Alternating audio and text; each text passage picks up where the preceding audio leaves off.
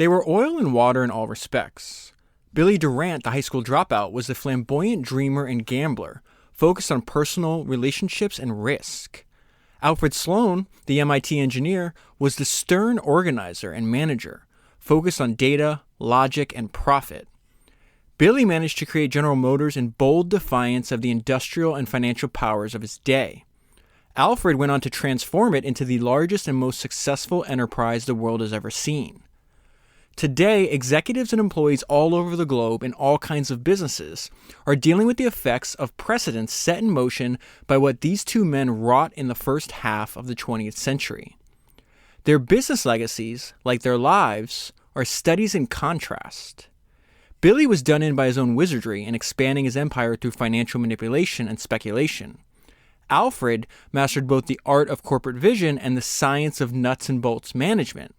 Yet his tragic failure to understand the changing nature of the relationships between employees, company, and government left a legacy of resentment and mistrust that remains unresolved today. Okay, so that is an excerpt from the book that I'm going to talk to you about today, which is Billy, Alfred, and General Motors, the stories of two unique men, a legendary company, and a remarkable time in American history, and it was written by William Pelfrey. Okay, so this is an ongoing series that I'm doing right now where we're trying to learn from the wild personalities of the early automobile founders. So last week I did a biography of Billy Durant. The week before that, I covered the Dodge brothers. And the week before that, I covered Henry Ford.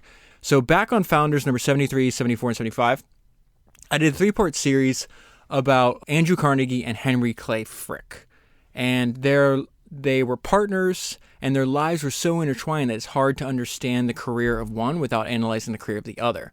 And so as I was studying Billy Durant, I realized how large a part that Alfred Sloan played in his own life story. So Billy's the founder, gets kicked out, and Alfred, like the author just said, is oil to his water, is the one that actually transformed GM into the company, the wildly successful company that it became in the 3 decades that he ran it after. I realized you can't really study Billy Durant if you don't also study the life and career of Alfred Sloan. So this book compares and contrasts both of them. Next week, I'm going to analyze and review the autobiography of Alfred Sloan. Okay, so I want to start at the very end. And I want to compare and contrast the way that they're remembered when they died. This is the end of Billy's life, and it says, apart from creating General Motors and losing control of it not once but twice, he had amassed and lost several personal fortunes. So a note, I'm going to try to avoid recovering the things that I already talked about in Billy Durant's career last week. Okay, so last week's podcast ended with him getting kicked out of GM. This paragraph I'm about to read to you now is he still had another 20 or so years left in his life from there. And so this is the continuation of that. So he says, when he finally declared bankruptcy after losing all his money in the stock market crash of 1929 and the Great Depression, he listed his total assets at $250. That was the value of the clothes on his back. Remember, in 1920, about a decade before he declares bankruptcy, he was worth at least $90 million in 1920 dollars. Billy's obituaries, not surprisingly, focused on his spectacular fall rather than what he had contributed to the auto industry. And so now we have the author trying to restore a little bit of that balance. It says the New York Times mentioned only that he had been responsible for the building up of General Motors, when in fact, he had created the company single-handedly. That's a hell of a statement. Now listen to the difference in how Alfred Sloan was eulogized. When Alfred died, all of the obituaries focused on how he had led General Motors to such heights. Under his leadership, the company's share of the U.S. automobile market had risen from 12% to 52%. Its organizational structure and product strategy were emulated by corporations around the world. This is a crazy sentence. Check this out. Its annual revenues surpassed the annual gross national product of half the world's countries. Now, why I found this book so fascinating, because there's this gigantic paradox that is present as you read this book. And that's something we've talked about over and over again on the podcast. And the author does a great job right here in explaining the paradox of the book in 2 sentences.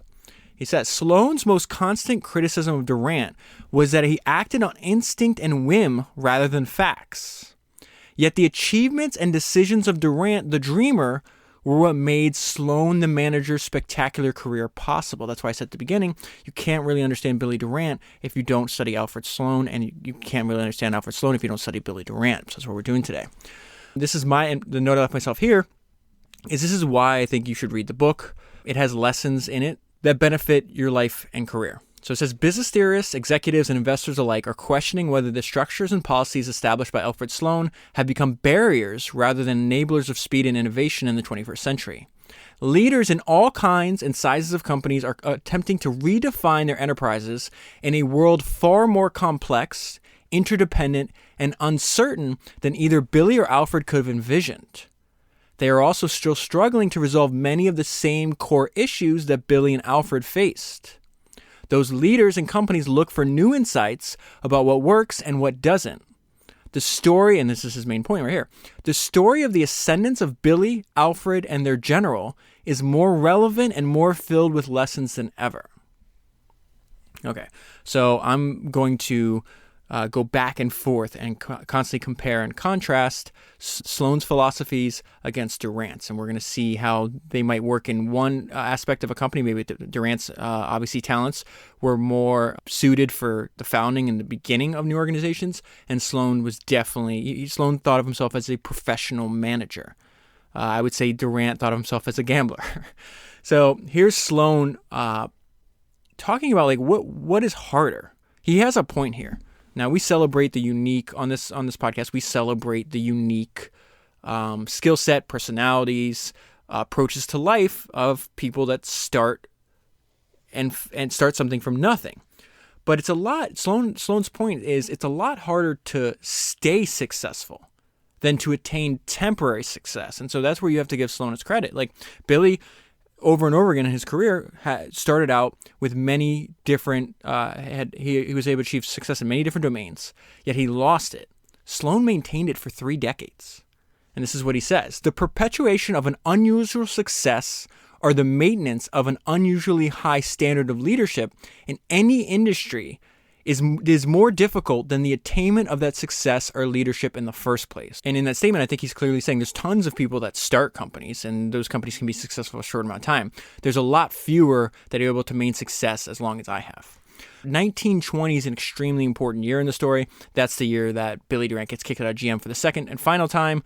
And shortly thereafter, Alfred Sloan is promoted and takes over the company. Now, this was fascinating to me. These are the top American industries in 1920. And just a reminder that change is constant. It says automotive production ranked number 1 among the nation's top 10 industries. Okay, 20 years earlier, it wasn't even an industry at all. Clothing was a distant second, followed by coal. And you'll never guess what number 4 was, and it's on its way out. It was hay.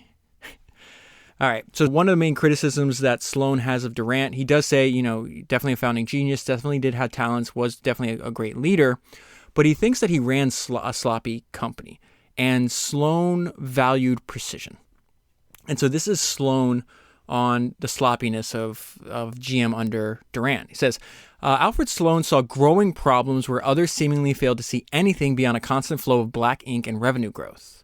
While he felt a moral obligation to help the enterprise that had given him his greatest opportunity, he also believed the enterprise was threatened by the leadership failings of its visionary founder, who also happened to be the man who had hired him. And I'll go into more detail later on how they wound up working together. In Sloan's mind, high-flying Billy Durant had fallen victim to the news media's glowing headlines and his own boundless dreams. That's something else you want to know about Sloan.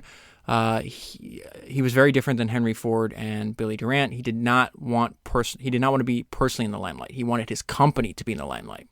Sloan was convinced that too much of General Motors' growth had been financed through the issuance of stock and Billy's personal charm, rather than through cash and hard assets. He was convinced that the dozens of separate business units within the company were out of control. So he's going to continue about why he's worried about General Motors, and this is before. This is, let's say, this is 1919. So before Billy Durant gets kicked out. And it says Sloan's doubts about Durant's leadership had begun surfacing in the spring of 1919. The catalyst was the abrupt resignation of one of Durant's most able lieutenants and Sloan's best friend, Walter P. Chrysler. Chrysler at the time was in charge of all General Motors manufacturing and was the highest paid man in the entire auto industry, with an annual salary exceeding $600,000. So it's an insane amount of money to be making in 1919. The reason I bring that up, though, and the reason I wanted to tell you about that is because a few years earlier, he got recruited by Durant. Chrysler got recruited by Durant, and he starts off with a salary of $6,000. So from $6,000 to $600,000 in just a few short years. It's just a reminder that life's a lot more non-linear than we think. Some people, especially when I talk to people that are not entrepreneurs, investors, people that maybe used to the normal pay structure in a normal company, it's like, okay, maybe I make X amount this year. Next year I might make 2% more than that. The year after that I might make 2% more of that. But there's tons of opportunity out there where, it's not 2%. You can go to 2,000%, and you can do it in some cases really, really fast. So why would Chrysler quit? He was undoubtedly one of the most talented people in the early automobile industry. Well, Chrysler had a disdain for Billy's leadership style, and we're going to see a lot of that today, where a lot of the people around him, that the people that had strong personalities, the people that were not yes men, they were in constant conflict of Billy, because through his actions, I don't think he did this intentionally, through his actions, he showed that he valued his own time, but he didn't value the time of the talented people around him. And if you're an extremely driven, curious, and talented person, you're just not going to put up with that. And Chrysler didn't put up with that. So he says, more than once, Chrysler had been summoned by Durant only to be kept waiting, then to discover that the urgent matter that needed to be discussed was nothing that couldn't have been resolved quickly at the plant level, rather than wasting top management's time and brain power. Something to know about Durant, you would call his method of management micromanaging, is really what you would call it. Now, Sloan's description of 1920, of what's taking place and why he was so worried, tells us a lot about one of Billy's, in my opinion, his largest weaknesses, and that he was constantly distracted. So I want to read this section to you, and I also want to, while I read this to you, keep in the back of your mind, if you listen to the podcast I did about the founder of IKEA, Ingvar Kamprad, and how he described himself. We're going to see some similarities between Ingvar and Sloan. So Sloan described the 1920 predicament as follows. Everything, if we kept on our course, added up to just one way: ruin.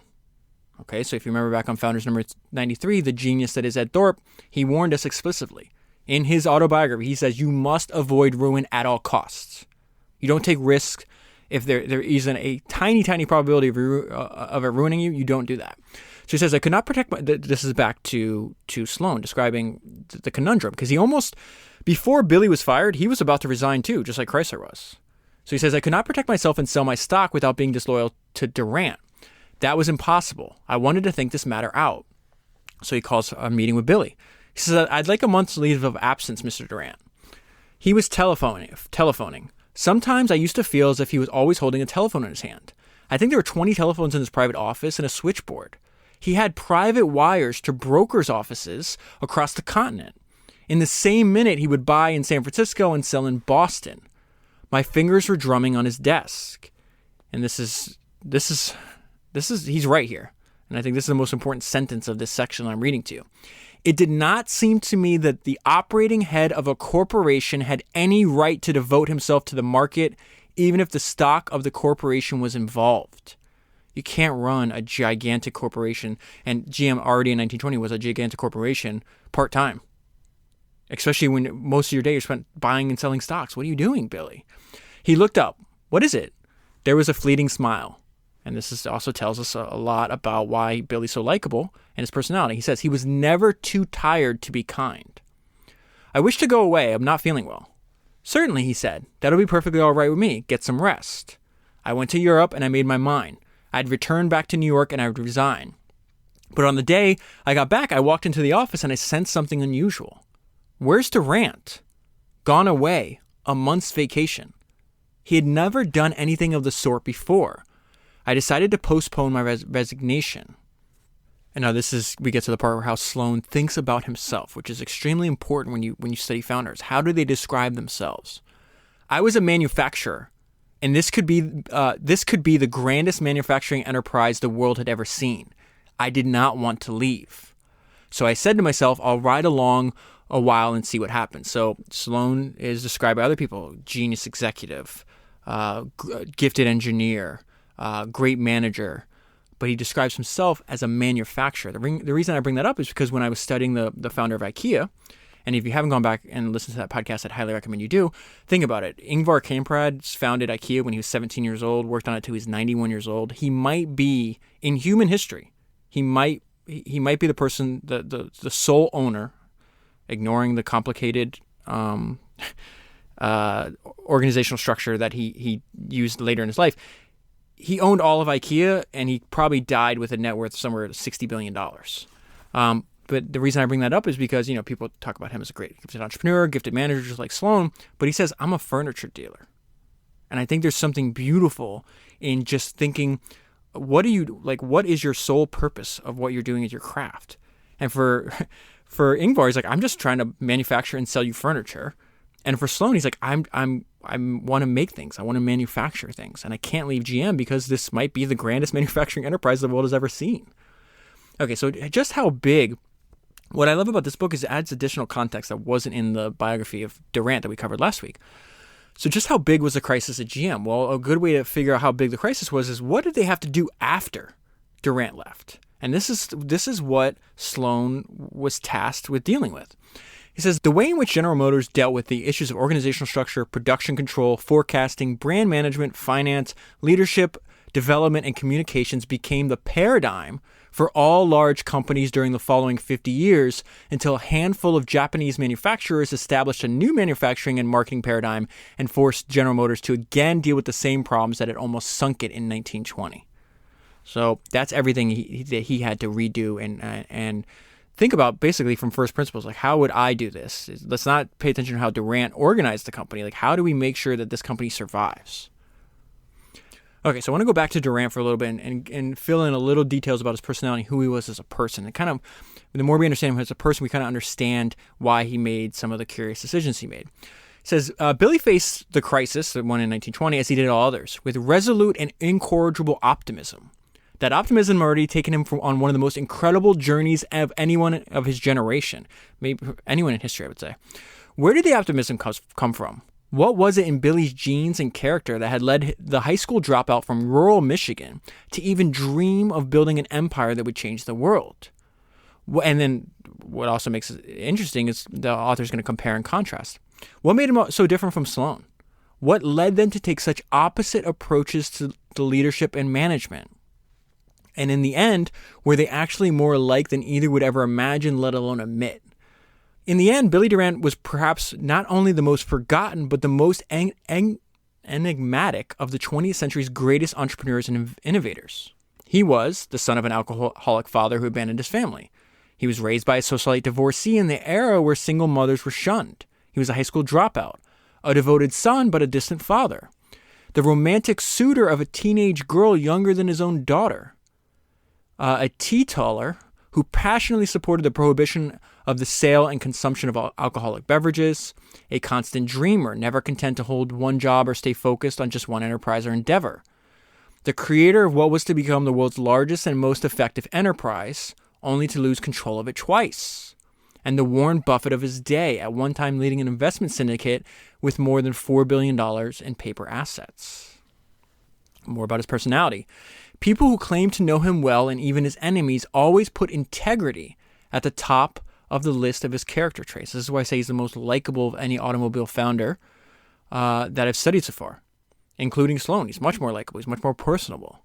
Not only was he never too tired to be kind, but he had high levels of integrity. More about his personality here. He was asked, "Do you ever worry?" "Never," Billy answered with his usual smile. "In the daytime, I'm too busy, and at night, I'm too sleepy."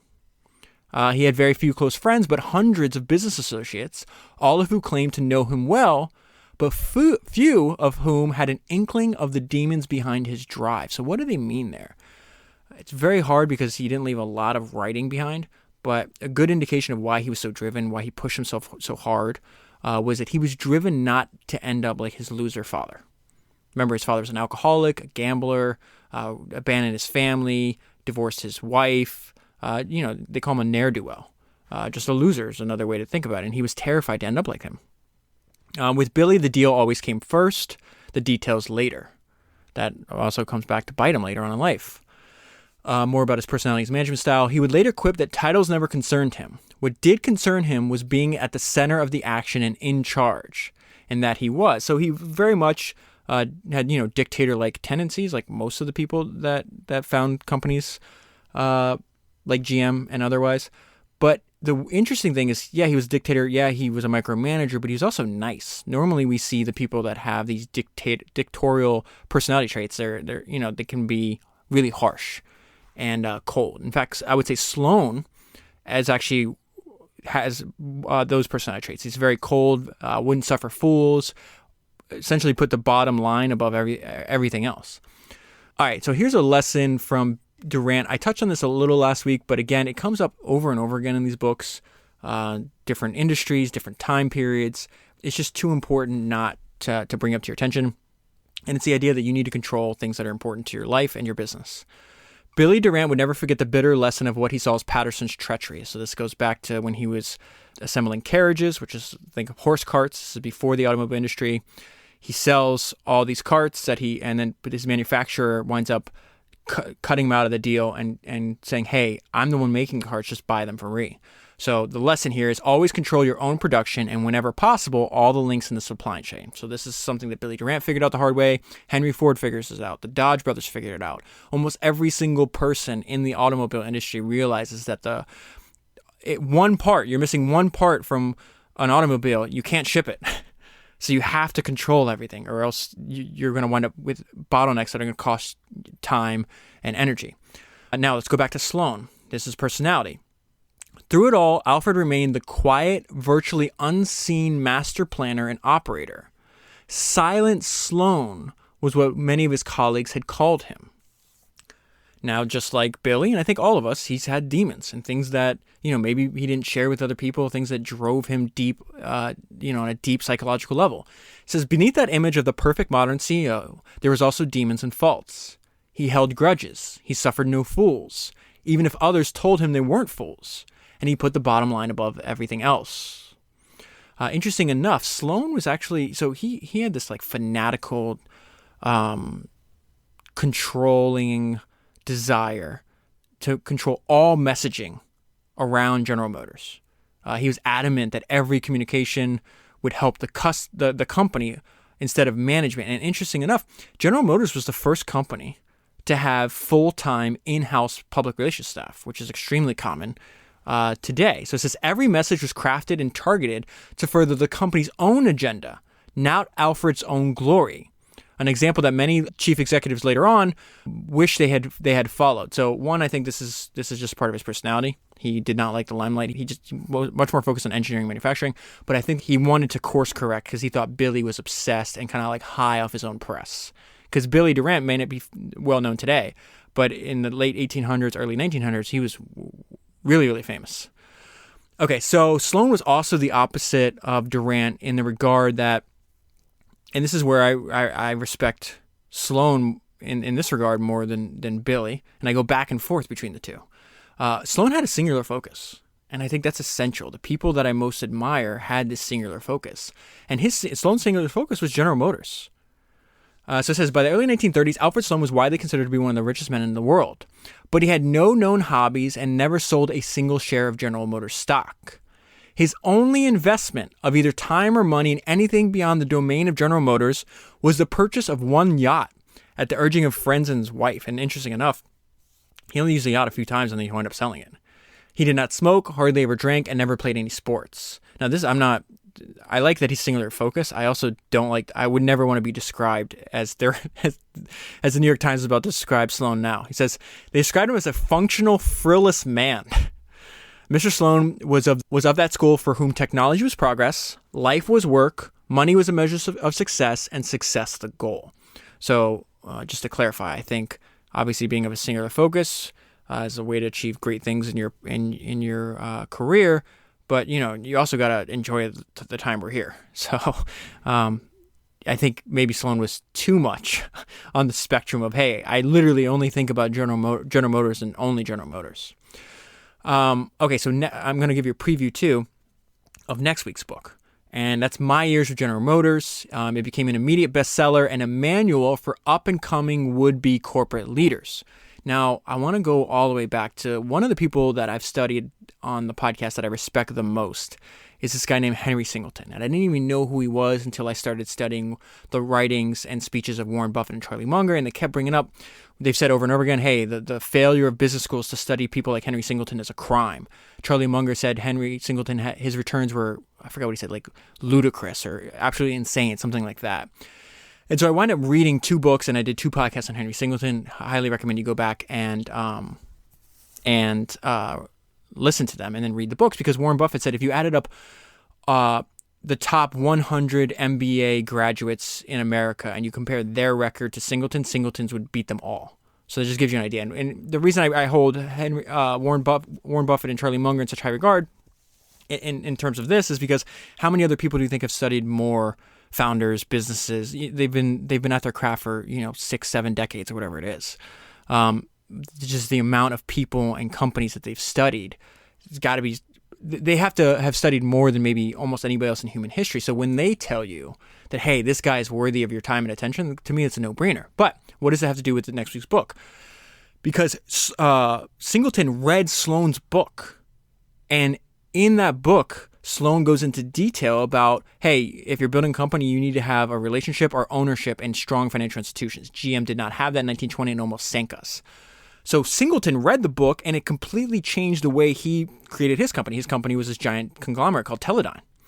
And so he didn't just read the book and put it down and went about his day. He's like, oh, okay, I'm going to listen to this. And he made the ownership of financial institutions, and I think it was insurance, if I remember correctly, a cornerstone of Teledyne. So again, these books, I go back to this quote that's in Poor Charlie's Almanac. It says, there's ideas worth billions in a $30 history book. Now they're talking about why does Charlie and Warren and Henry and all these other people study history so much? Why? Exactly what we're doing. It's because that's in Singleton's case, that is literally true. That reading that book had a multiple billion-dollar effect on the outcome of Teledyne. Okay, so that's next week. I'll go into more detail. Now let's go to more about. Let me fill in some of the details that we're currently lacking with Sloan the person. So let's go back. As you could imagine, as a young person, founders, usually the people we cover, they're not really into school that much, formal education. Billy dropped out of high school and says, Mom, at 17, I want to go work. Sloan was the opposite. He was an excellent student. Says Sloan had a keen interest in mechanics and engineering. After high school, he was admitted to the Massachusetts Institute of Technology. He graduated in just 3 years with one of the highest academic records of any MIT engineering alumnus up until that time. Now, you might have heard of the Sloan School of Management at MIT. It's named after Alfred Sloan. Okay, so this is the interesting part too. We always talk about this idea that, hey, sometimes the best way to learn something is to see it done the incorrect way. So at his first job out of school, he's going to work at this, they make bearings. And this is also the company he's going to wind up taking over and selling to Billy Durant later. It's kind of crazy. But that's not how it started out. His first time there, he's like, this company's so poorly run, he quit. So he says, and things were even worse beneath the surface, with employees never knowing for sure whether their next paycheck would be there. He quietly observed and studied the company's mismanagement. Sometimes seeing things done the wrong way teaches you more than seeing things done the right way. That company's called Hyatt Roller Bearing. They can't even make payroll, so they're about to go under. Sloan, his father, and a small group of other investors decide he doesn't have money, but the older people do, and they said, hey, we're going to buy this company and try to turn it back around. And he turns it around a great deal.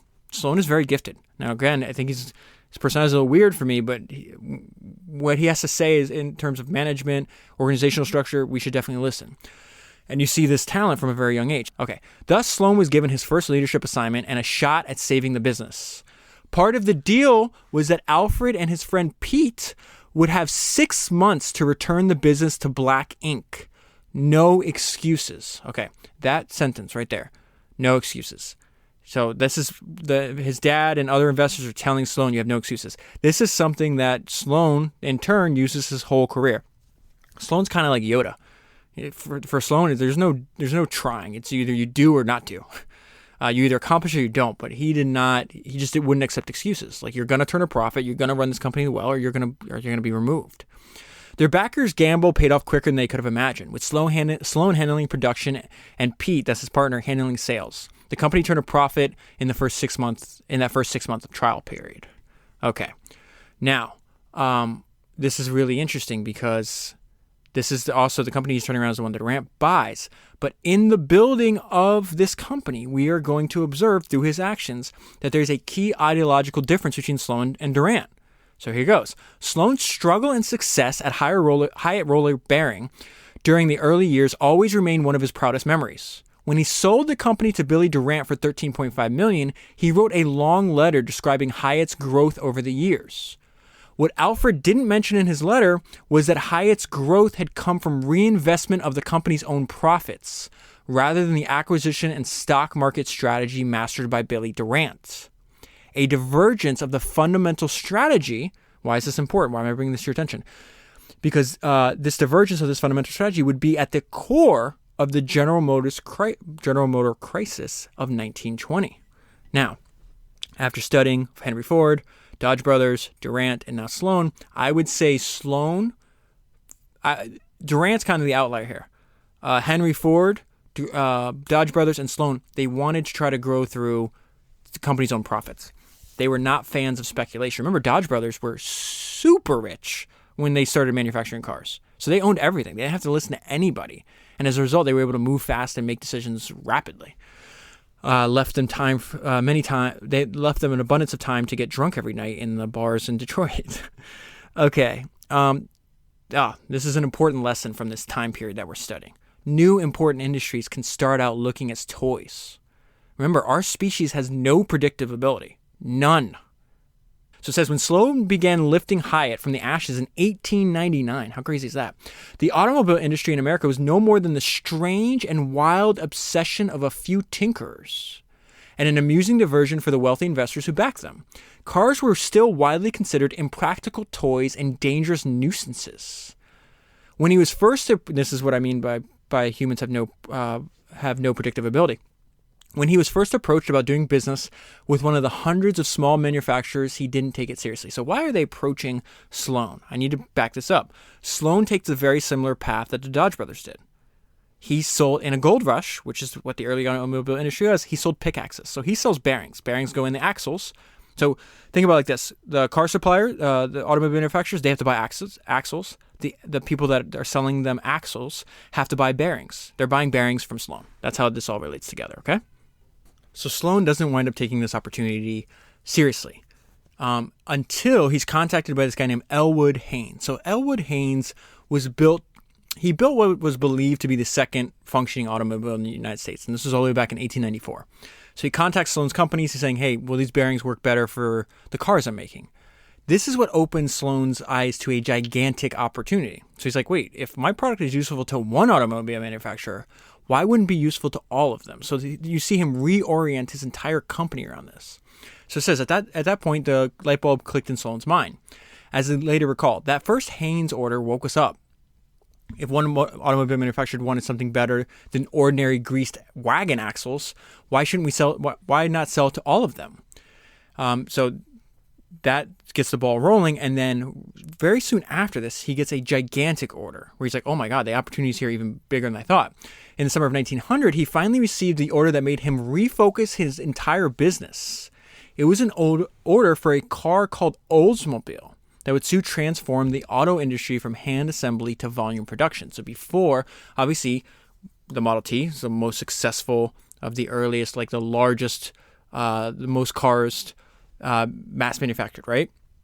But before that, you had Oldsmobile, I think it was called like the Dash or the Curve Dash or something like that, was the most, before the Model T, that was the most successful in terms of sheer units, automobile manufactured up until that point. And Sloan has the contract to make the bearings. All right, what again goes back to our inability to predict the future. This section I'm going to read to you right now, just keep in mind as I read it to you that more than 100 years after this point, you and I are doing the exact same thing right now. So it says, neither Sloan nor Billy Durant yet saw the automobile as his destiny, but they had many traits in common with the strong-willed cast of characters who were then shaping the infant industry in America. Those same characters would influence both Billy and Alfred's view of business and their destinies. Both men would carry the lessons learned from the early pioneers into their future endeavors. Yes, let's go. Now, something I'm always fascinated by is take the people you admire and see who they admire. I think it tells you a lot about a person by who they admire. And Sloan admired and copied Henry Leland, who was the founder of Cadillac and Lincoln. And I'm going to spend some time telling you, there's a lot of lessons, I think, in this section here. So it says, of all the automobile industry's unique and colorful characters, the one whom Alfred Sloan most admired and emulated was Henry Leland. Leland was a perfectionist who expected and demanded higher standards than any of his peers. He accepted no excuses and suffered no fools. Sloan devoted more words and detail to what he learned from Leland than he did any other person. So Henry Leland also had this reputation as a hard taskmaster, and here's an example of that. Stories of the old man, that's what he was called, walking through the plant and foundry, kicking and throwing faulty castings aside became legendary. Often, this tells you a lot about these standards, these high standards that Sloan wants to emulate. Often, the parts he angrily discarded because they did not meet his own standards had actually met those of his customers, but that didn't matter to Leland. So now I'm going to tell you this quick story of Leland lashing out at Sloan over product imperfections because he's buying bearings from Sloan. So it says, Hyatt won the business after Leland found fault with several other bearing makers. When the old man also found fault in the Hyatt bearings, he called Alfred Sloan into his office for one of the most severe tongue lashings Alfred would ever experience. Sloan describes this encounter. Mr. Sloan, Cadillacs are made to run, not just sell. On his desk were some of our roller bearings, like the culprits before a judge. These bearings should be accurate, one like another, to 1/1000th of an inch. But look here. I heard the click of his rigid fingernail as he tapped it against a guilty bearing. There's nothing like uniformity here. Precision-trained Henry Leland seemed to be out of patience with all bearing manufacturers. But he had some excuse to be short-tempered with us, as I discovered when he challenged me abruptly. Mr. Sloan, do you know why your firm received this order? As I started to answer, he got up, strode over to a window, beckoning me to follow. He pointed into the factory yard, where a lot of axles were piled up. The bearings in those axles out there did not stand up under the Cadillac load, Leland explained. They broke and crumbled. We canceled the order. Unless you can give me what I want, I'm going to put your axles out there besides those rejects. Sloan, now reflecting on what he learned from that unpleasant experience. And this is where you have to respect Sloan. You know, some people might be like, oh, this guy was rude to me. He's yelling at me. You know, they might approach it from like an emotional standpoint. Sloan had the exact opposite. This guy's right, and I need to get my own standards up. So he says, this is now Sloan talking. He says, a genuine conception of what mass production should really mean grew in me with that conversation. I was an engineer and a manufacturer, and I considered myself conscientious. But after I had said goodbye to Mr. Leland, I began to see things differently. I was determined to be as fanatical as he in obtaining precision in our work. An entirely different standard had been established for Hyatt bearings as a result of Leland. So what's happening? He's telling us a bunch of things. One, something that comes up over and over again. Comfort is a false god. You are not going to grow. You're not going to reach your potential if all you do is seek comfort. Sloan's reaction to getting dressed down by Leland is exactly right. I need to get my standards up. I was recently just going over my notes for Ed Catmull, founder of Pixar, co-founder of Pixar with Steve Jobs. His book, fantastic book, Creativity Inc. And in one of them, he tells a story about what he learned from when the space race between the Soviet Union and the United States. And when Sputnik beat the United States to orbit, he said that the response from the U.S. government at the time was, I can't remember the word he used, enlightened or something like that. But he said, their reaction to this challenge was, okay, we need to get smarter. And that's something that stuck with Ed Catmull's whole life. And you're seeing that here with Sloan in a completely different domain. He's like, okay, you're right. Your standards, I thought I had high standards. And then I got next to you. And now as a result, because I'm taking what you're telling me as a lesson, Leland's a generation older than him. So it's almost like a father figure in some sense. So, okay, my standards will go higher now. I love that. Oh, here he talks. So this is more on Sloan on Leland. He said quality was his God. Meaning Leland's God was quality. It says, Mr. Leland was a generation older than I, and I looked up to him as an elder, not only in age, but in engineering wisdom. He was a fine, creative, intelligent person. Back to Billy. Now we have this precision. this rigidness, this professionalism in Sloan, and that in contrast with Billy's, like, he's just a wild person. But he's also, again, we need the wild people. We need them. We need them both. That's the point of this podcast, right? Billy's crazy. And so it says, Billy told it, we need visionaries and weirdos like Billy Durant. It says, Billy told his two friends that the day would soon come when a single car company would sell 10,000 and even 10,000 vehicles in a single year. Remember, this is early 1900s, okay? There's no Model T yet, none of that. They're hand making these cars. So he's like, we're going to sell 10,000, even 100,000 vehicles in a single year. His two friends is Nash and Dort. He says, Nash turned to Dort and declared, Billy's crazy.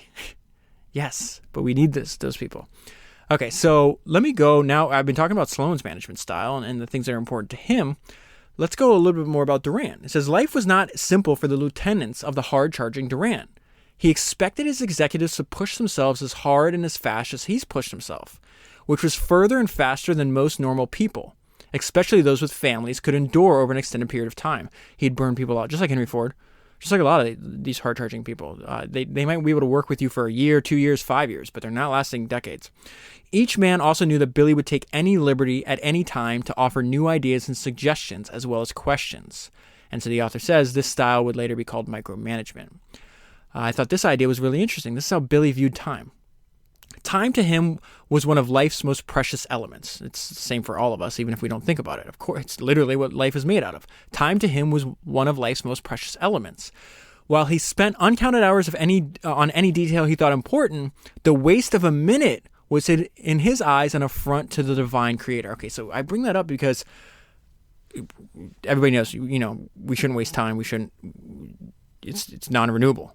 But here's the problem. He's like, the waste of a minute was in his eyes an affront, but he wouldn't let you waste his time, but he would waste the time of other people. And as we saw with that earlier story with Chrysler and all these other people, even DuPont, which plays a large role in this story, comes to bail him out, and he makes DuPont, who's supremely successful in his own right, supremely wealthy, and makes him wait for a few hours this is not a good trait you want to have. And I could see why people especially people that are, that have self-respect. Like, my time is valuable too. And when by your actions, Billy, you're saying that your time is more valuable than me. And that's probably not a message you want to be sending people around you.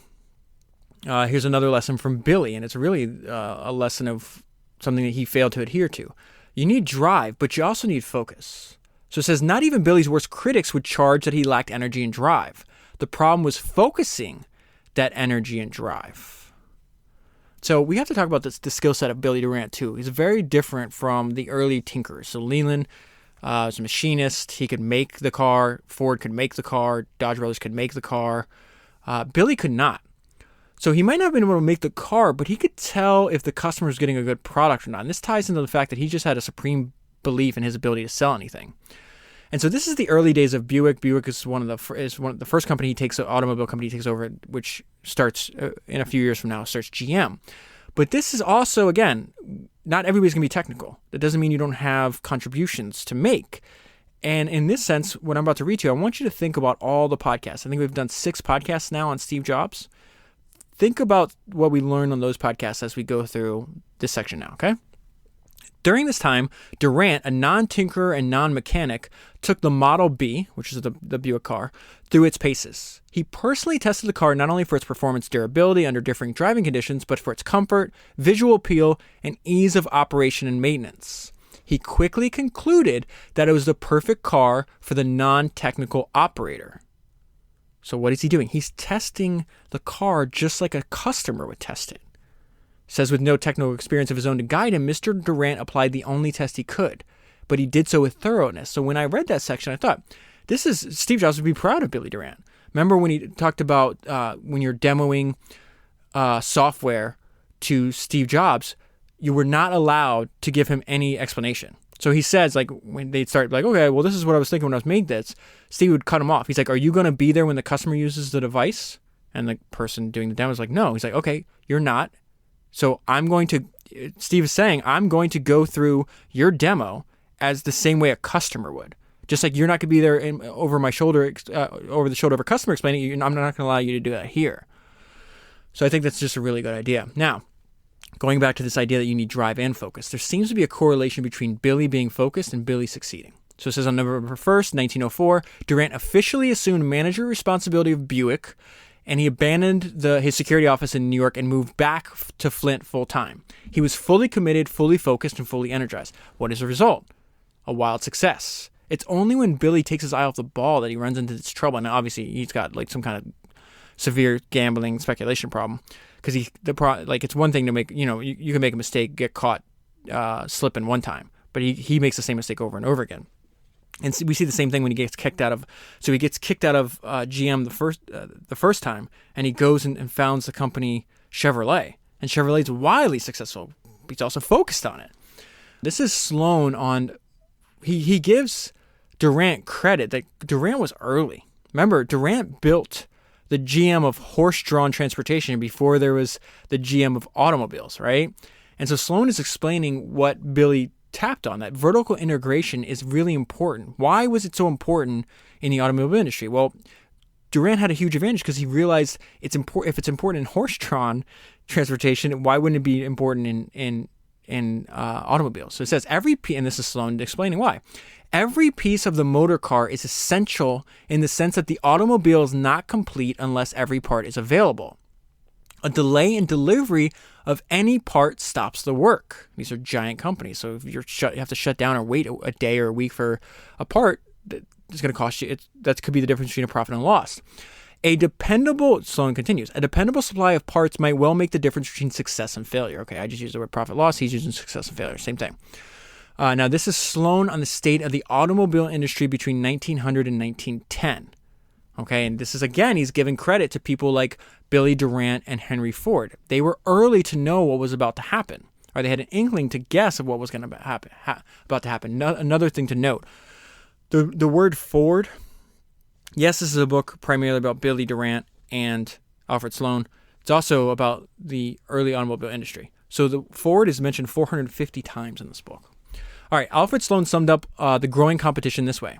No two men better understood the opportunity presented by the automobile in its early days than Mr. Durant and Mr. Ford. The automobile was then widely regarded as a sport. It was priced out of the mass market, and it was mechanically unreliable, and there were no good roads. Yet in 1908, when the industry produced only 65,000 machines, Mr. Durant looked forward to a 1 million car year to come, for which he was regarded as a promoter of wildcat ideas. So they thought he was crazy. Mr. Ford had already found in the Model T the means to be the first to make that prediction come true. A little bit about Sloan's personality. I mentioned this earlier. He did not like the limelight. He preferred to spend his energy on engineering over excitement. Unlike Billy Durant and Henry Ford, Alfred Sloan preferred to be in the background, even as his reputation as a shrewd executive continued to grow. He felt that the automobile business was attracting a host of persons who had strong appetites for excitement. Yeah, a bunch of misfits. Sloan saw himself as a different breed, dealing with those persons that had strong appetites for excitement only when there was a need for what he saw as his own unique technical expertise. A little bit more about Henry Ford, because I think this is one of the most important lessons, key takeaways out of any book or life story that we've covered so far, and it's the fact that Henry Ford had one idea. And all you need is one idea to build a life on. Now, it also helps that the fact that Henry Ford's one idea was literally different from every other automobile manufacturer. And he says he was determined to concentrate on the low end of the market, where he believed the high volume would drive costs down and at the same time feed even more demand for the product. It was a fundamental difference in philosophy, meaning than all the other automobile manufacturers at the time.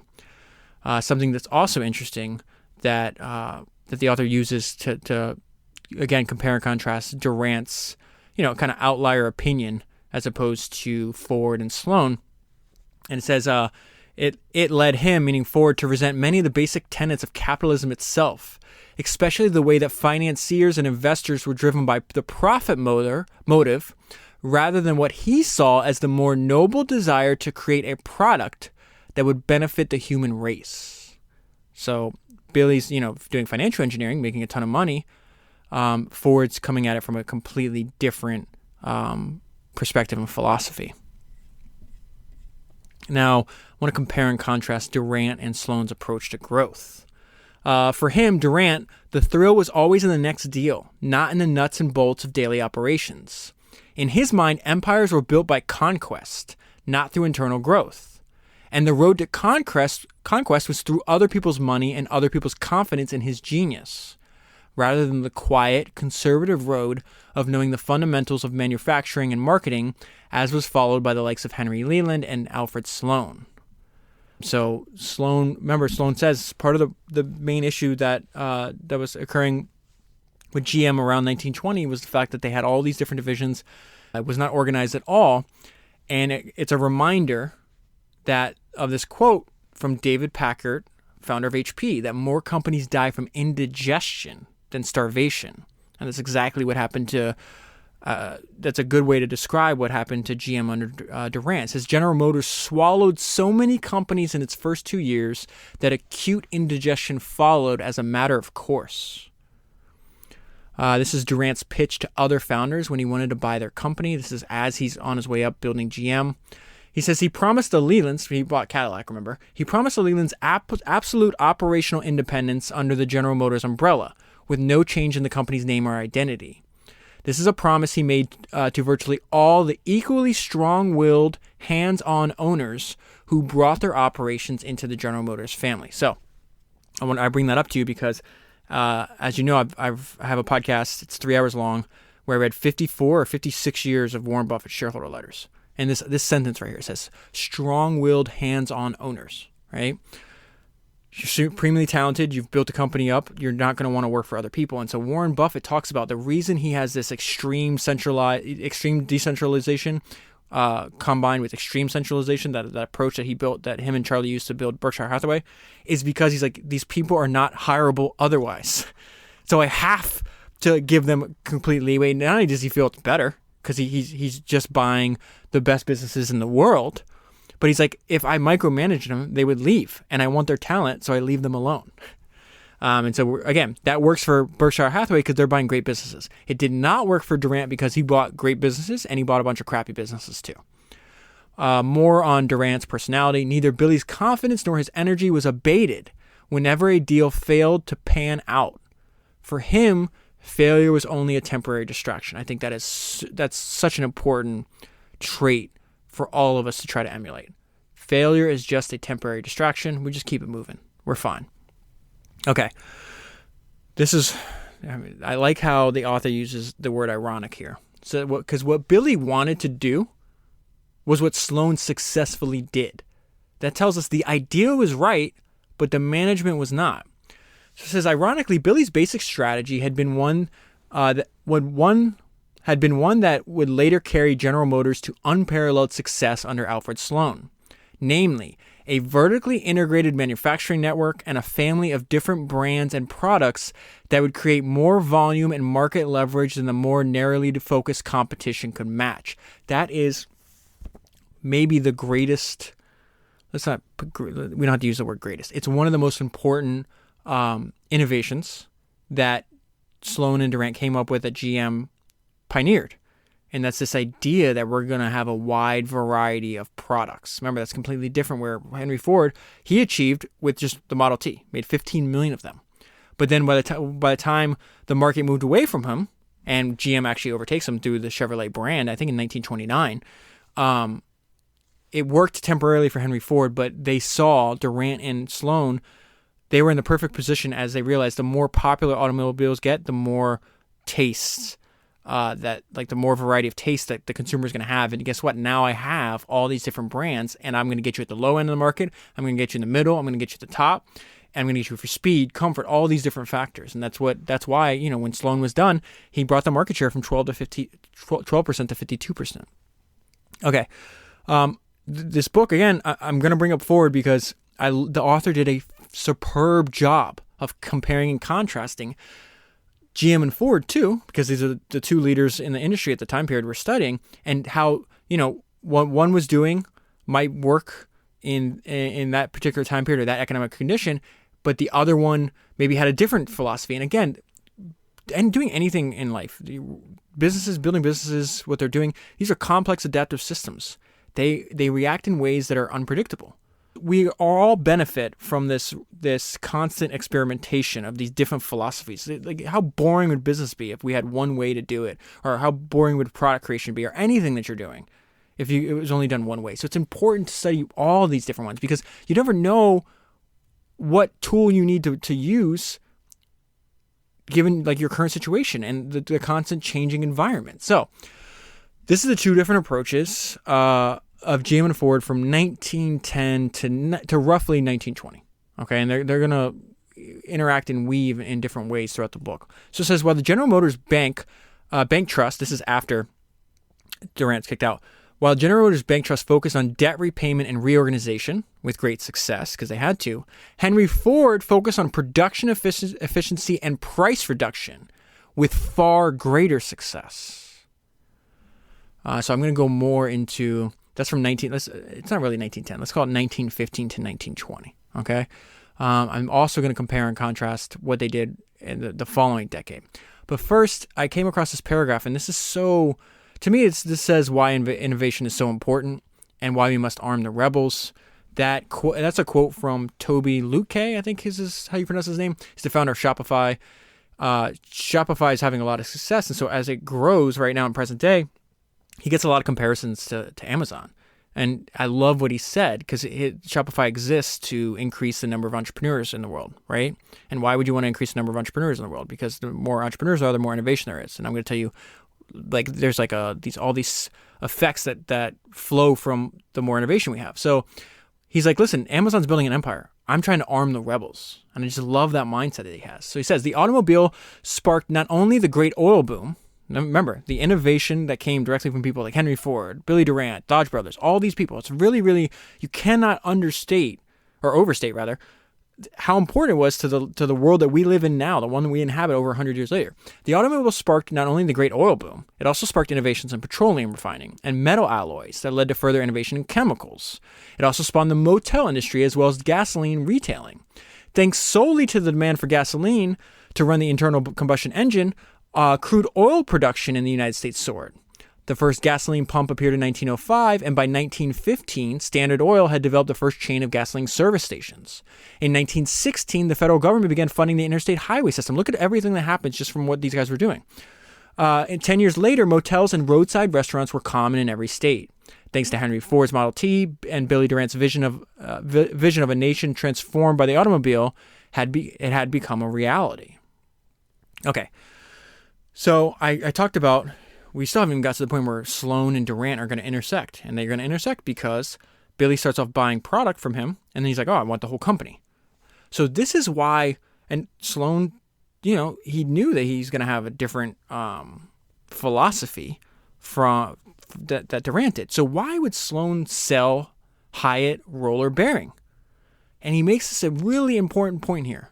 This is the main lesson of the book. When you have one or two major customers, you are extremely fragile if they change to another supplier or decide to make it in-house. And so here's Alfred's going through his calculations. Like, the business is booming. We are supplying Ford and GM and all these other. But if Ford and GM pull, that's almost all my revenue. So it says, Alfred also remembered how the industry's growth was putting constant pressure on suppliers to expand their production capacity. He's a supplier at this point. The problem for Alfred and his peers was that compared with the manufacturers, the suppliers' pockets were not nearly as deep. Expanding their production capacity meant investing in new plant and equipment, but there was no guarantee that the boom would continue once these commitments were made. Nor was there any guarantee from the manufacturers that they would not shift to a different supplier with lower costs at some point in the future, leaving Alfred stuck with both excess capacity and the cost of the original expansion. So he has this idea, and then he also he learns from the Dodge brothers, and learning from the Dodge brothers influenced him to sell to Durant. So he says the Dodge brothers had started to make Dodge cars only a year or so before. We believe, now Sloan's talking about him and his partner at Hyatt Roller Bearing. We believe they had changed from part manufacturers into automobile makers because they believed their biggest customers contemplated making parts previously bought from Dodge, and they were right about that. It's exactly what Ford did. He wanted to bring everything in-house. He wanted control. So did Durant. The same uncertainties that troubled the makers of parts were valid worries of those who bought our parts. Suppose Buick or Ford suddenly got the idea that it might be cut off from an important source of supply. Now, what would happen if they felt that way? Well, here's the problem. Lack of one tiny part might hold up their assembly line. They cannot let that occur. That fear was the nightmare of the business. And so he's realizing, okay, I'm going to have to sell because they're not going to manufacture my own car. And, they started the business with what? I think like $2,000, $6,000, something like that when they bought it. It was a short amount of money. Maybe it's $10,000, whatever it was. Once they're selling, what was that, 16 years, something like that later, for $13.5 million. It was a fantastic success. Okay, so now we're getting later in the book. Now Sloan is in the fold. He's working with Durant. And at the same time he's working with Durant is teaming up with Pierre DuPont and others, Morgan Company as well, to wrestle control back from GM, which he successfully does. Now here's the problem. Billy got kicked out by one set of bankers, and now he's trading one set of bankers for another set of investors. And you're dealing with extremely adept and intelligent and successful and driven people. And Billy makes a fatal flaw here. He underestimates the person that's going to wind up dumping tens of millions of dollars into GM. What did you think was going to happen here? So Pierre DuPont is a director at this time I'm pretty sure he's the director of the board, right? And he also has a large percentage of his personal net worth in GM stock. Okay, so he's not going to let anyone mess up the company. Henry Leland, founder of Cadillac, also is a GM shareholder. And so in this section, we see DuPont and Leland they're starting to identify where Durant's weaknesses are. And Durant's weaknesses specifically that could jeopardize their investment. So it says, Pierre was quietly using his own eyes and ears to appraise Billy's leadership and protect his own interests as well as that of other stockholders. Henry Leland warned especially of the dangers of Billy's knack and love for stock manipulation and speculation. Okay, I'm going to get to why Pierre has so much money. He's running the DuPont company, right? And so he's got his company's already making tons and tons of money. Think about World War I. They sold chemicals and gunpowder to all the people in the war. So they're printing. I think they were making tens of millions of dollars in profit a month or something outrageous like that. And so this is a person that's not going to just like, okay, yeah, take 50 million of my money or whatever the number is, and you don't have to tell me what's going on. Like this is a fatal mistake that Durant made here. So Durant, in Durant's mind, the board's role was to approve policy rather than help set it. Oh no. He had no time to waste explaining his decisions to the board or asking its blessings before making the next big move. This is a mistake that would prove fatal to his reign. See, the problem with this belief is for over several years, Durant is relying on DuPont for tens of millions of dollars in investment. So that's fine if you want control, but you got to have an organizational structure like Henry Ford or Dodge Brothers. You don't. You don't have the same organizational structure. You do not have control if you don't have ownership. So let me get to Billy makes a mistake again in 1917. He's going to repeat that mistake in 1920. That's going to be the end of his time at GM. And I'm going to talk about how it ties into the mistake. What I'm trying to tell you is like the mistakes Billy is making, he did it over a several year period, and every time he gave DuPont more leverage and more control. And eventually DuPont exerted that leverage and control, and Billy was rendered obsolete. Still absolutely convinced of General Motors' growth potential and its underestimated value, Billy began buying large blocks of GM stock on his own in the summer of 1917 in a one-man campaign to stabilize the share price and the company's market capitalization. Bad idea every time. You're not going to fight against the market as an individual unless you have unlimited resources. He didn't have unlimited resources. Adding to the risks was that he bought the shares on margins using the shares of General Motors he had already owned as collateral with his brokers. When the market price of General Motors stock fell below Billy's purchase price, brokers began calling the margin and demanding full payment of the money that they had in effect loaned to him to buy the shares. Billy's back was against the wall. Now, why am I telling you this? Because it says, in what would prove to be just the first of series of moves that weakened his influence and control over his baby, and that's exactly how he described GM, his baby, he went to Raskov. Raskov's DuPont's, let's consider him DuPont's right-hand man in GM, and explained his situation, and he asked if they could extend him a loan. So that's the first bailout. They'll bail him out again in 1920, but when they bail him out the second time, they kick him out. Now, it's important to note, DuPont's company is printing money, and that's what enabled it to buy a large percentage of GM stock. Just through a few years in the war, DuPont's company had an unanticipated, that's a funny word, right? Unanticipated cash surplus of $50 million. That's a great problem to have. Oops, I accidentally made an extra $50 million. This is the result because they had a huge growth in wartime sales of its chemical and explosives. Now, the DuPont company, interesting enough, I got to find a good book on this too. It was actually founded, so we're in 1915, 1920 area. It was founded in the 1600s, so 300 years before we're at.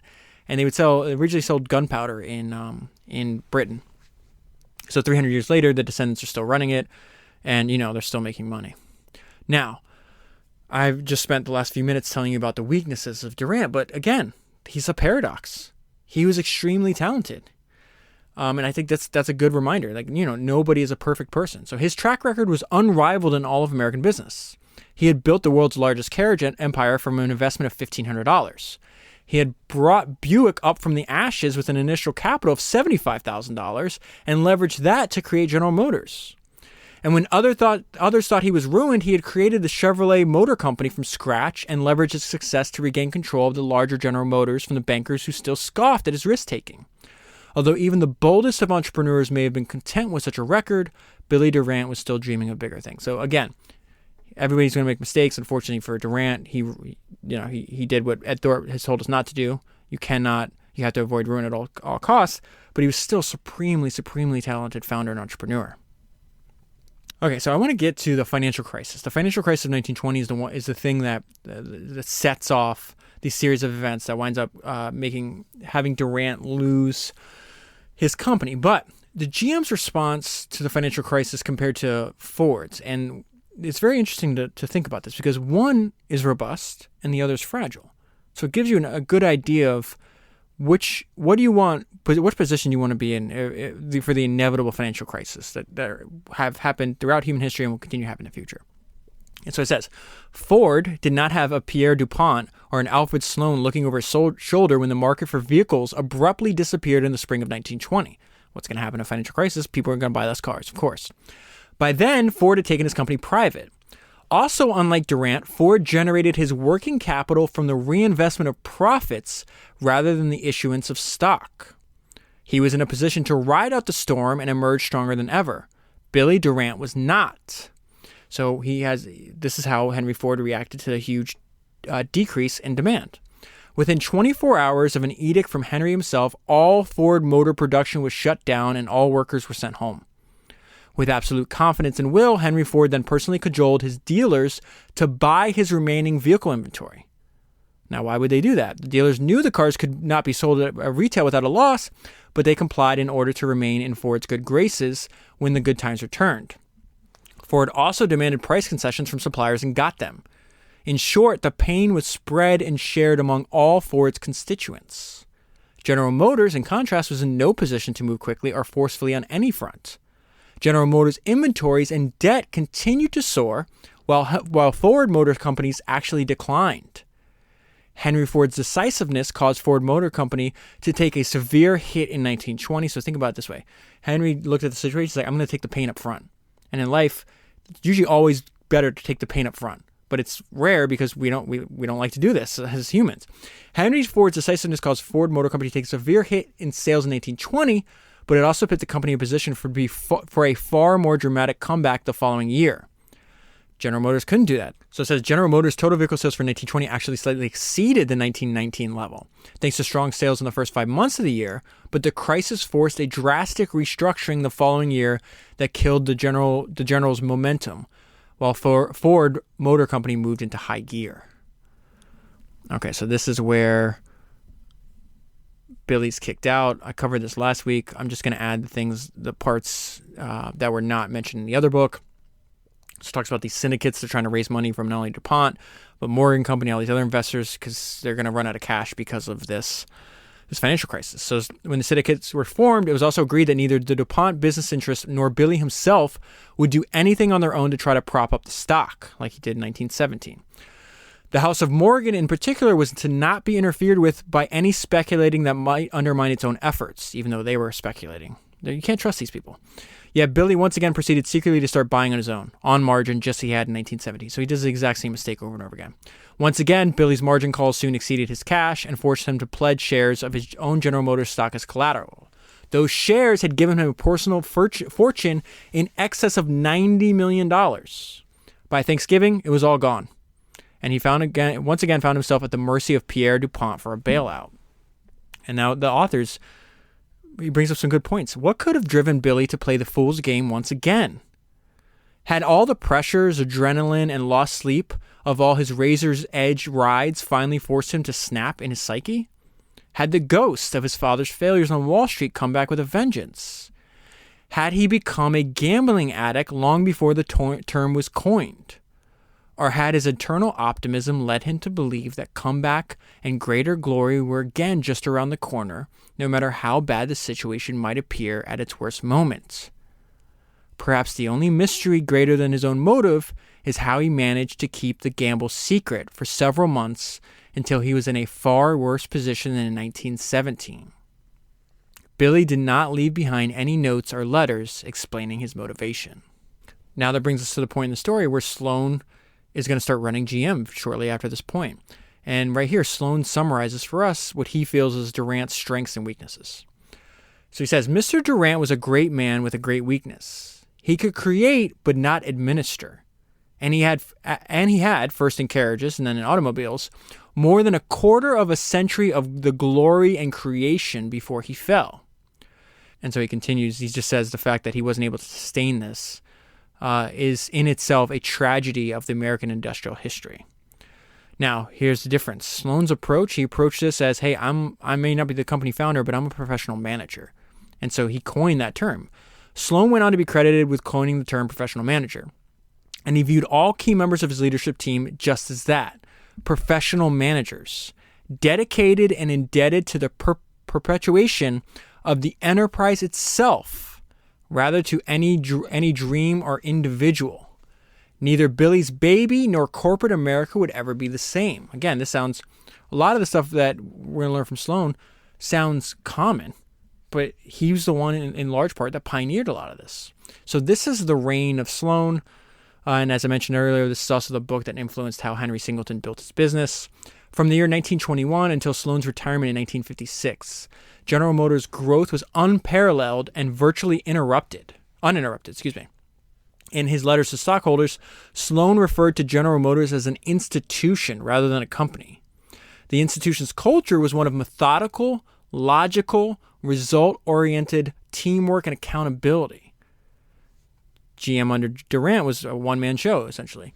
A culture typified by the way Sloan and his private research and writing team structured My Years with General Motors, the reason I bring this up is because what the author says how important that book was, which became the Bible, not only for the General Motors team, but thousands of companies and thousands more of would-be CEOs. The reason it's so important and the reason I'm going to cover it next week, it says My Years with General Motors remains the only detailed and documented record of the transformation of Billy Durant's undisciplined baby into an industrial icon. Sloan's idea for reorganizing GM, he called decentralized operation with coordinated control. So I'll talk more about that next week because the book goes in great detail. Just give you some idea of how he approached this. Sloan's starting point is decentralized business units. And he's explaining why. Decentralization was analogous to free enterprise. By that is meant that we would set up each of our various operations as an integral unit, complete unto itself. The key advantage of decentralization, in Sloan's view, was that it encouraged initiative and creativity at the local level while limiting the individual power and control of central office executives. Exactly what he didn't like that Durant had. We realize that in an institution as big as General Motors, this is Sloan talking now, any plan that involved too great a concentration of problems upon a limited number of executives, he's describing Durant's reign at GM, would limit initiative, would involve delay, would increase expense, and would reduce efficiency and development. So he's, again, just like at his first job, where he learned what not to do by studying bad management, you see that he's identified the weaknesses of Durant, and he's plugging those holes one by one. So Sloan describes the way Durant managed as like an autocracy. So it says it would mean an autocracy, which is just as dangerous in a great industrial organization as it is in government.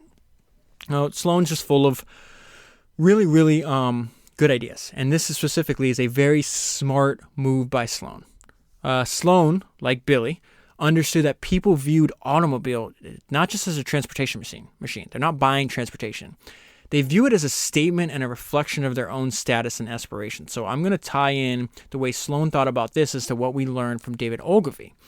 So it says Sloan developed a product strategy targeted at buyers' specific aspirations. This is really smart. Its essence was to divide the market into price segments and offer cars with the most appeal and value in each segment. Sloan called it a car for every purse and purpose. No General Motors vehicle division or brand would compete against any other in any of the other segments. Each was to have a distinct identity and appeal to the distinct buyer. So what he's calling a car for every purse and purpose, David Ogilvy would call product positioning.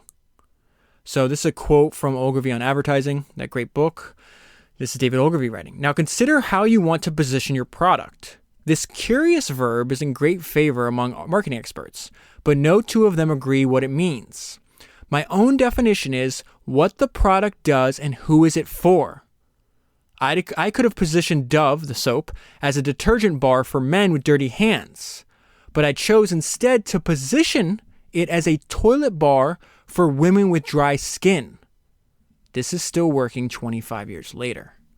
It's a really interesting idea. Okay, and Sloan understood that intuitively. Sloan also preferred tight financial controls and feedback loops. This is actually really smart because this way he could catch a problem early. So he had all kinds of data and reporting coming out of every single unit and division at GM, and at most it would be on a monthly basis. And then he would not only ask for these reports to be created, but he would read and internalize and act upon them. So it says to put even more fire in the bellies of his field leadership, Sloan always carried what he called his little black book, which listed each unit's latest forecast as well as its historical performance and its competitive position vis-a-vis other units of the corporation. Whenever he visited the units, he would refer to the little black book as at least once during the conversation with local management. So not only is he requiring you do it, but he's also letting you know by his actions, hey, I'm reading this, so don't mess around. Another smart move that Sloan did. He made it a priority to visit and to talk with dealers. Got to take care of his points of distribution. This is very similar to what Sam Walton did. He would constantly go to every single store. And so now Sloan is going to where the stores are where his products are sold. I made it a practice throughout the 1920s and early 1930s to make personal visits to dealers. I went into almost every city in the United States, visiting from 5 to 10 dealers a day. I would meet them in their own place of business, talk with them across their own desks, and ask them for suggestions and criticisms concerning their relations with the corporation, the character of the product, the corporation's policies, the trends of consumer demand, their view of the future, and many other things in the interest of the business.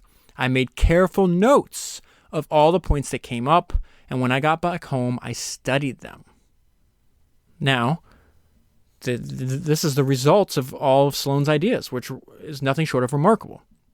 Sloan's numbers spoke for themselves. Net sales grew from $300 million to $1.5 billion. Net income had grown from a loss of $40 million to a net profit of $250 million. It was the largest turnaround and the most thorough transformation in business history. Billy's baby had come of age. So now this is Sloan's philosophy summarized by himself. And interesting enough, like most things in life, it's simple but not easy. So it's easy to explain, simple to express maybe, but difficult to follow. So he says, get the facts, recognize the equities of all concerned, realize the necessity of doing a better job every day, keep an open mind and work hard, and the last is the most important of all. There is no shortcut. This is Sloan on change.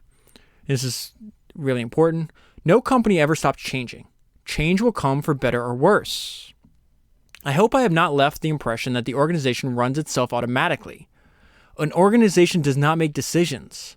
Its function is to provide a framework based upon established criteria within which decisions can be fashioned in an orderly manner. The task of management is not to apply a formula, but to decide an issue on a case-by-case basis. No fixed, inflexible rule can ever be substituted for the exercise of sound business judgment in the decision-making process. Okay, so towards the end of Billy's life, he's actually supported Sloan and other executives at GM actually give Billy an annuity and make sure that he does not die. He's not homeless. They wind up giving him what's the equivalent of like $100,000, something like $100,000 in today's dollars. And they also, right before he died, honored him for the role he played in founding the company. And so after that happens, Billy writes Sloan a letter. And in this letter, I think, is the greatest summary of the differences and approaches to these two people. So it says, Billy wrote Alfred a letter thanking him for the handsome compliments in the article. Fittingly, the letter also included a reminder that there was much more to success than the science of management. I do wish, Mr. Sloan, that you had known me when we were laying the foundation, when speed and action seemed necessary.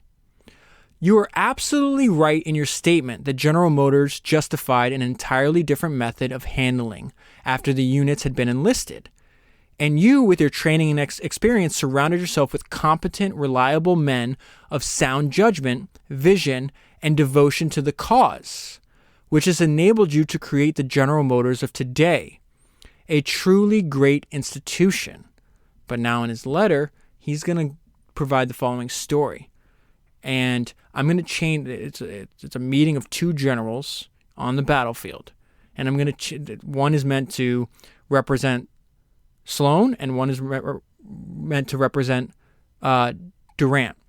So I'm going to change the names of the generals so you don't get confused to who they're supposed to represent, okay? To sum up the early history of General Motors reminds you of the following story. General Durant, who came up from the ranks, met Major Sloan, a West Pointer, on the battlefield at Chattanooga.